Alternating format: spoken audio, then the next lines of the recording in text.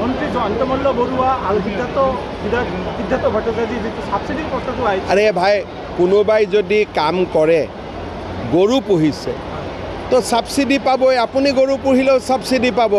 ইয়াতে এই ধৰণৰ কথাত ৰাজনীতি কৰি কি লাভ আছে? কাম কৰিহে পইচা লৈছে। আৰু চৰকাৰে ছাবচিডিটো দিবৰ কাৰণে স্কিমে বনাইছে। মন্ত্ৰী বিধায়কে ল'ব নোৱাৰে বুলিতো কোনো কথা নাই। তেওঁলোকেতো কৰাপশ্যন কৰা নাই, ডায়েৰী ফাৰ্মে কৰিছে, গৰুহে পুহিছে। এইটোত কি ৰাজনীতি হ'ব পাৰে? আচৰিত কথা। কোনোবাই 2টা গৰু পুহিছে, চৰকাৰৰ আঁচনি মতে পইচা লৈছে, চুৰি কৰাটো নাই। এইটো কিবা এটা বিতৰ্ক হ'ব পাৰে নেকি? নিবনুৱা যুৱকেও পাব, কাৰো ভাত কাঢ়ি লোৱা নাই নহয়। আৰু 10জন নিবনুৱা যুৱকে কৰিলে, 1000 জন কৰিলে তাকো আমি ছাবচিডি দিম। কাৰোবাৰ যদি 2জন নিবনুৱা যুৱকক মাৰি যদি লৈছে তেতিয়াহে ক'বলগীয়া কথা আছে। আগতে কংগ্ৰেছৰ দিনত মানুহে দুৰ্নীতি কৰি খাইছিলে।